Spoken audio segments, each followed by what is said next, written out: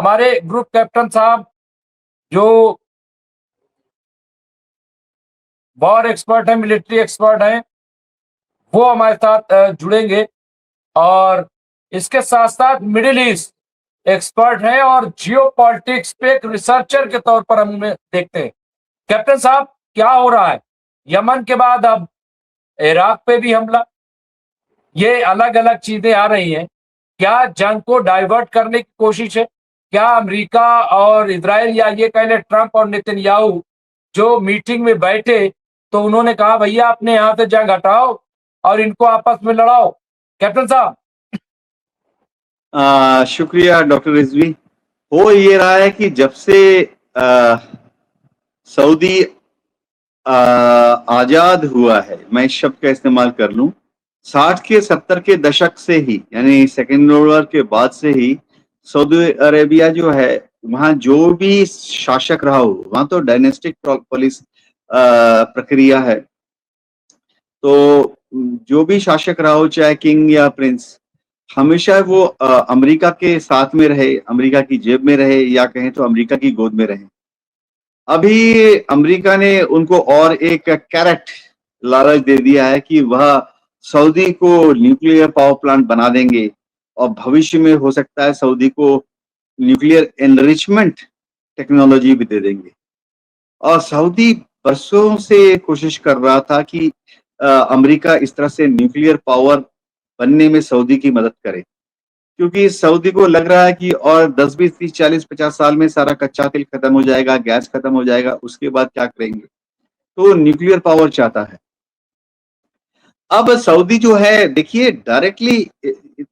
Saudi directly Iran पर हमला नहीं किया, और थोड़ा डरता है ईरान से। उसने हमला कहाँ किया?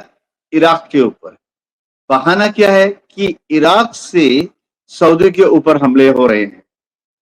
तो जब अमेरिका ने मेन मिशन भेजा, कोई 10 या 12 जहाज भेजे, तो सऊदी ने भी उसके साथ अपने 2 जहाजों को भेज दिया। गौरतलब बात यह है कि सऊदी की ये जहाज कौन से होते हैं? अमेरिकन। पायलट कौन होते हैं? अमेरिका में ट्रेन सऊदी पायलट्स। और सऊदी एयरफोर्स की एक और खास बात है कि उनके जो पायलट होते हैं वो बस प्रिंस के फैमिली से होते हैं, या किंग के फैमिली से होते हैं, या उनके चचेरे भाई, ममेरे बहन भाई होते हैं। तो ये एक सिंबॉलिक सपोर्ट दिया सऊदी ने इराक में इस हमले के दौरान। असली हमला जो है वो अमेरिकन एयरफोर्स ने ही किया। जी डॉक्टर रिजवी।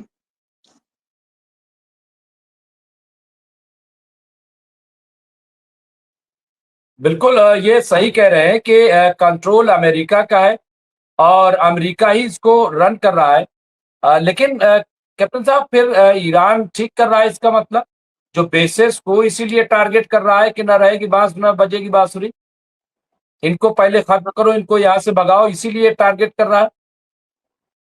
हाँ डॉक्टर रिजवी, देखो, ईरान एक शांति प्रिय देश है, और उसने बरसों पहले ही कह दिया था, 10 साल पहले, 5 साल पहले, 1 साल पहले, कि वो लड़ना नहीं चाहता है। लेकिन उसने आज से 6 महीने पहले, और जनवरी में, और फिर फरवरी में ईरान टीवी पे डिक्लेयर किया था कि अगर कोई देश ईरान के ऊपर हमला करता है, अमेरिका या इजराइल, तो ईरान उसका जवाबी कार्रवाई करेगा। और ईरान ने तभी क्लैरिफाई कर दिया था कि क्योंकि अमेरिका के ऊपर ईरान सीधा कोई हमला नहीं कर सकता, तो ईरान 2 कार्रवाइयां करेगा अमेरिका के खिलाफ, जो कि उन्होंने ईमानदारी से जनवरी के महीने में, यानी इस लड़ाई के बहुत पहले ही बता दिया था। एक, स्ट्रेट ऑफ हार्मोज को बंद कर देगा, और दूसरा, वो जितने अमेरिकन बेसिस हैं, अमेरिका की नेवी, एयरफोर्स या आर्मी के बेसिस हैं गल्फ कंट्रीज में, उन पर भी हमला करेगा।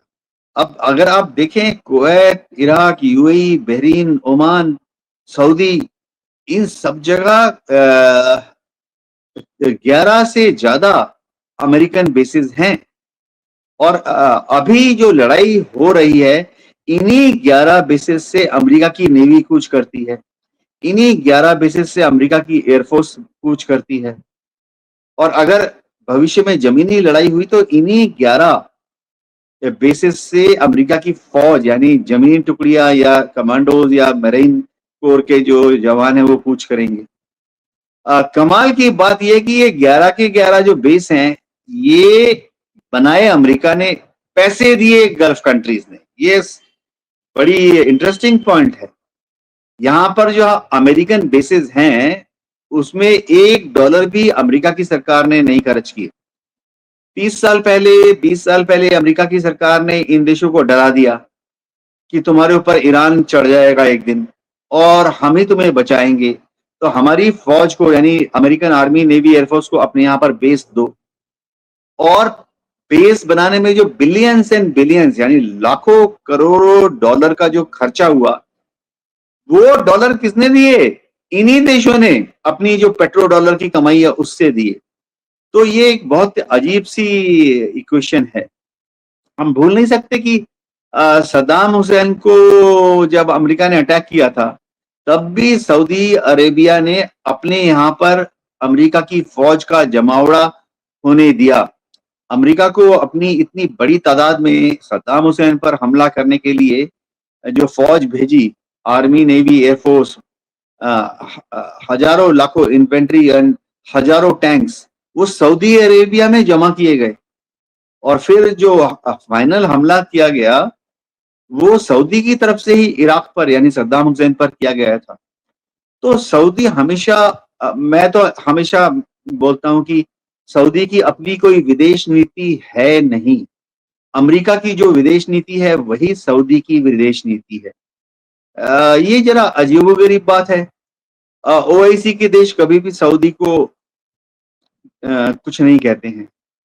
जीसीसी की मीटिंग्स होती है, कोई भी सऊदी को कुछ नहीं कहता है। और तो और जो इस्लाम के जो बड़े बड़े दूसरे मजबूत देश हैं, तुर्की, पाकिस्तान, ये भी कभी सऊदी को कुछ नहीं कहते। और तो और पाकिस्तान ने तो सऊदी से करोड़ों बिलियन डॉलर लेकर सऊदी में अपनी 14,000 फौज रखी हुई है। किस लिए? लोग कहते हैं शायद सऊदी से ये पाकिस्तानी फौज ईरान पर हमला करेगी। नहीं, ये पाकिस्तानी फौज सऊदी में, सऊदी की जो डायनेस्टी है, पहले किंग थे अब प्रिंस एमबीएस हैं, मोहम्मद बिन सुल्तान, उनको बचाने के लिए, किससे? अगर आम आवाम सऊदी की भड़क जाए, उनसे बचाने के लिए पाकिस्तान ने सऊदी में रखी है। जी डॉक्टर रिजवी। जी जी कैप्टन साहब, नेटवर्क कुछ हो गया। हाँ, लगता है कि आईएसआई वाले मेरे मोबाइल तक भी पहुंच गए हैं। डॉक्टर रिजवी, होता ये है कि मैं बताता हूं कि अमेरिका की एक पॉलिसी रही है कि वो हमेशा पूरे पश्चिम एशिया को अपने पुराने समय में इस्तेमाल होता था शब्द स्फीयर ऑफ इन्फ्लुएंस में रखना चाहता है। ये तो इस पश्चिम एशिया के जो देश हैं, गल्फ देश हैं, इनकी किस्मत ही कह लीजिए अच्छी या बुरी कि वहां पर जमीन के नीचे कच्चा तेल मिलता है। अगर वाकई वहां जमीन के नीचे कच्चा तेल ना होता, रेत ही रेत होती, तो फिर अमेरिका वालों को तो पता भी नहीं होता कि सऊदी अरेबिया या ईरान है कहां पर दुनिया के नक्शे में। अब पाकिस्तान जो है इन देशों में हमेशा मर्सनरीज भेजता रहा है अमेरिका की शहर पर। पाकिस्तान ने जॉर्डन में, अगर हम याद रखें, जॉर्डन में आज से 40 साल पहले, 30 साल पहले पाकिस्तान ने 10,000 ट्रूप्स डिप्लॉय किए हुए थे। और वो फिर जॉर्डन के किंग के काम में भी आए। डॉक्टर रिजवी, अगर हम याद रखें, फिलिस्तीन के यहाँ से जब लड़ाई हुई 1967 में और 1973 में जब इजराइल के साथ लड़ाई हुई, तो फिलिस्तीन से लाखों शरणार्थी खासतौर से वेस्ट बैंक से निकलकर वो जॉर्डन में पहुंचे। अब ठीक है, पीएलओ राइट था या रॉन्ग था, आज से 40 साल पहले या 30 साल पहले की बात है। ये 1970 1970 1975 के आसपास की बात है कि फिलिस्तीन कैंप्स जो थे जॉर्डन के अंदर, उसमें थोड़ा मुश्किलात आ रही थी। तो पाकिस्तान की आर्मी ने वहां पर कंट्रोल किया उनको। और काफी दर्जनों या सैकड़ों लोगों को फायरिंग में मारा भी पाकिस्तान की आर्मी ने। तो पाकिस्तान की आर्मी अपनी फौज को मर्सनरी यानी भाड़े के टट्टू बनाकर इन देशों में भेजती रहती है कि जब भी अगर आपके यहाँ कोई इंटरनल प्रॉब्लम होगी, पाकिस्तान की आर्मी जो है आपको उस बगावत को दबाने में मदद करेगी। तो ऐसा पाकिस्तान हमेशा करता रहता है। वैसे क्योंकि मैं फौज से हूं, मैं आपको बताता हूं, पाकिस्तान की आर्मी का ये तरीका है अपने अफसरों और जवानों को खुश रखने का। होता ये है कि जैसे पाकिस्तान तो गरीब मुल्क है, हिंदुस्तान जैसा ही एक देश है। वहां अफसरों को कितनी तनख्वाह मिलती है? 1 लाख। जवानों को कितनी तनख्वाह मिलती है? 50,000। तो जब ये लोग किसी भी अरे दूसरे देश में, कैप्टन सऊदी साहब में, यहाँ मैं रोकूंगा। कैप्टन साहब थोड़ा से मैं इसलिए रोकूंगा, माफ कीजिएगा, वहीं से बात शुरू कीजिएगा, लेकिन थोड़ा से इसलिए आपने कहा पाकिस्तान गरीब मुल्क है, फिर आपने कहा कि जैसे हिंदुस्तान। तो देखिए ऐसा है, हिंदुस्तान जो है वो अभी अभी कुछ लोग सवाल खड़ा कर देंगे। तो हम बिल्कुल नहीं, हमारी जो है वो 4 रैंक की वो हो रही है, ट्रिलियन, तो इसलिए इकोनॉमी हमारी। तो मैं हाँ थोड़ा सा बाकी चीजें तो आप समझ रहे हैं। हाँ, आप सही बोल रहे हैं। पाकिस्तान एक गरीब मुल्क है। जाहिर बात है, मैं भी अपने को ठीक कर लेता हूं कि हिंदुस्तान पाकिस्तान के मुकाबले इकोनॉमिकली बहुत ज्यादा आगे है। तो पाकिस्तान एक गरीब मुल्क है और वहां अफसरों को कितनी तनख्वाह मिलती है? समझिए 1 लाख। जवानों को कितनी तनख्वाह मिलती है? समझिए 50,000। तो इनको खुश करने के लिए पाकिस्तान की जो एस्टेब्लिशमेंट है, आर्मी हेडक्वार्टर है, वो क्या करती है? बीच बीच में इनको गल्फ कंट्रीज में, जैसे अभी सऊदी अरेबिया, पहले जॉर्डन और दूसरे देशों में डिप्लॉय करती रहती है। तो फिर इनको वहां अच्छी खासी तनख्वाह मिल जाती है। एक अफसर जो सऊदी में अभी ड्यूटी में लगा है, उसकी हर महीने की तनख्वाह, आप यकीन मानिए, करीबन 5 लाख पाकिस्तानी रुपया है। और एक पाकिस्तानी जवान जो सऊदी में तैनात है, उसकी तनख्वाह हर महीने करीबन 1 लाख पाकिस्तानी रुपया है।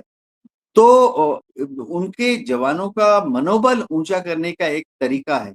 तो पाकिस्तान में होता क्या है कि जो अच्छे जवान हैं वो अच्छी ग्रेडिंग लाना चाहते हैं एनुअल रिपोर्ट में।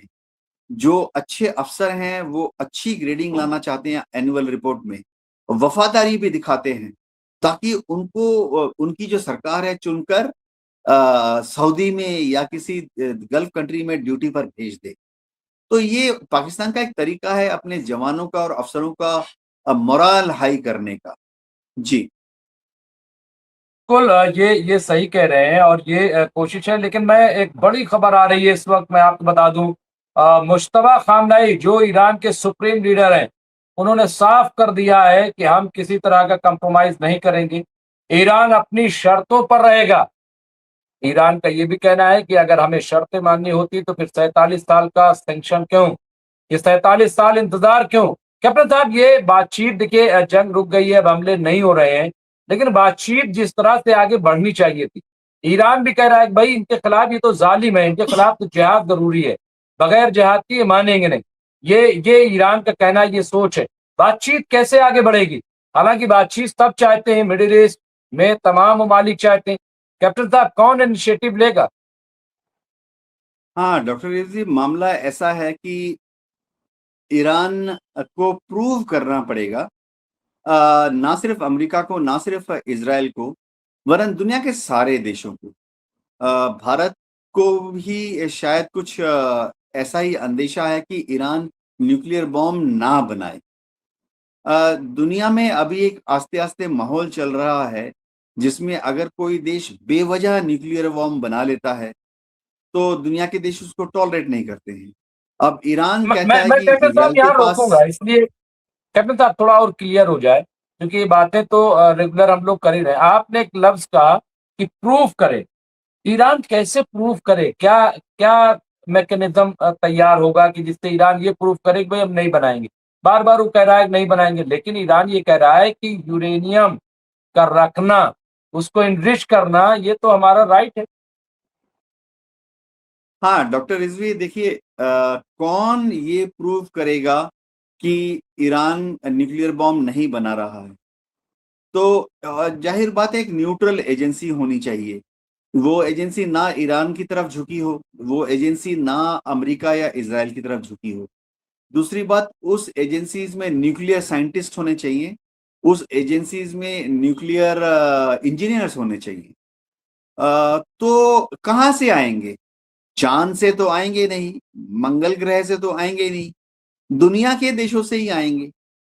तो ये जो एजेंसी जो भी होगी ईरान में जाने के लिए और चेक करने के लिए, साइंटिस्ट, न्यूक्लियर इंजीनियर्स आएंगे कहाँ से? जापान, कोरिया, जो डेवलप्ड कंट्रीज हैं, इंडिया, यूरोप के देश, कनाडा, यानी ऐसे देश जहां न्यूक्लियर साइंटिस्ट हैं, ऐसे देश जहां न्यूक्लियर इंजीनियर हैं, और ऐसे देश जो न्यूट्रल हैं, जो ना ईरान की तरफ ना अमेरिका इजराइल की तरफ। तो कैनेडियन साइंटिस्ट होंगे, इंडियन साइंटिस्ट और इंजीनियर्स होंगे, होते भी हैं। तो ऐसा देश, ऐसा एजेंसी कौन है? ऑलरेडी बनी हुई है। यूनाइटेड नेशन के नीचे IAEA, international atomic energy agency बनी हुई है। ईरान कहता है आओ चेक कर लो। ईरान की छोटी सी गुजारिश ये है कि बस उसमें कोई अमेरिकन या इजरायली नहीं होना चाहिए, क्योंकि ईरान को अंदेशा है, और शायद काफी हद तक ईरान सही भी है, कि अगर ऐसी टीम जो आईएईए की आती रही है, पहले भी आती रही है, अगर उसमें अमेरिका या ईरान इजराइल के लोग होंगे, तो वो वापस जब जाते हैं तो अपनी जो जानकारी है, मोसाद और सीआईए, उनका एक इंटरव्यू लेके उनसे जान जाती है। अब फौज में बोलते हैं डीब्रीफ, अच्छा साइंटिस्ट महोदय आप वापस आए हो, आइए हमें डीब्रीफ कर दीजिए। तो उसमें वो पूछ लेता है कि आप किस किस ईरानी साइंटिस्ट से मिले, आप उसका किस किस लेबोरेटरी में गए, उसका लेबोरेटरी कहाँ पर है, वो साइंटिस्ट सुबह कितने बजे काम पे आता था, वो साइंटिस्ट शाम को कितने बजे, ईरानियन साइंटिस्ट शाम को कितने बजे घर जाता था। तो और इन सब इंफॉर्मेशन को कैटलॉग करने के बाद सीआईए और मोसाद भविष्य में 2 साल बाद, 5 साल बाद वहीं उसी न्यूक्लियर फैसिलिटी पे हमला करने के लिए इस्तेमाल कर लेंगे, या उसी ईरानियन न्यूक्लियर साइंटिस्ट को रास्ते में ही खत्म करने के लिए इस जानकारी का इस्तेमाल कर लेंगे। तो आईएईए जाना चाहती है, रेडी है, और ईरान ने उनको इनवाइट भी किया है। सिर्फ इतना है कि अमेरिका बोले कि ठीक है आईएईए की टीम जाए, और बमबारी नहीं होगी, शांति से जाए, एक सेफ एनवायरनमेंट अमेरिका को। ऐसा ना हो कि आईएईए की टीम वहां पहुंच जाए न्यूक्लियर इंस्टॉलेशन में, और उसी वक्त अमेरिका उसी न्यूक्लियर इंस्टॉलेशन के आसपास बमबारी कर रहा हो। तो अमेरिका को भी बमबारी रोकनी पड़ेगी। तो मैं बता देता हूं कि इन भारत के इंजीनियर्स और साइंटिस्ट भी वहां पर गए हुए हैं आईएईए की अलग अलग ऑडिट्स में। जी बिल्कुल, ये सही कह रहे हैं आप। और ये यही एक टूल है, यही एक तरीका है कि जिससे माहौल को अच्छा बनाया जा सकता है, और माहौल को अच्छा बनाना चाहिए। और बार-बार ये कि हिंदुस्तान को थोड़ा से और मजबूती से इनिशिएटिव लेना पड़ेगा, खास तौर से हमारे वज़ीर-ए-आज़म को, और ये वक़्त है, और हिंदुस्तान ले सकता है। तो बहरहाल हम सब यही चाहते हैं कि जंग रुके। कैप्टन साहब, क्या लग रहा है, आखिरी कमेंट, जंग रुकेगी? ये स्टैंड करेगी थोड़ा? हाँ, देखिए जंग तो दुनिया में सभी जंग रुकेंगी। कोई भी जंग ऐसा नहीं है जो कि फाइनली ना रुका हो। सिर्फ ये है कि जंग रुकने के पहले बातचीत का एक माहौल पैदा करना पड़ेगा। बातचीत का माहौल कौन पैदा करेगा? जाहिर बात है उसी देश को पैदा करना पड़ेगा जो कि ज्यादा आक्रामक है। अगर आप देखें अभी पिछले 2 हफ्ते में ईरान ने क्या किया, 2 हफ्ते में ईरान ने 11 छोटी वाली मिसाइलें दागी हैं, या 12 छोटी वाली मिसाइलें दागी हैं। अमेरिका ने क्या किया पिछले 1 हफ्ते में? कोई 1100 बॉम्ब गिरा दिए, वो भी बड़े वाले ईरान के ऊपर। तो बातचीत का माहौल तैयार करने में अमेरिका का बड़ा हाथ होगा।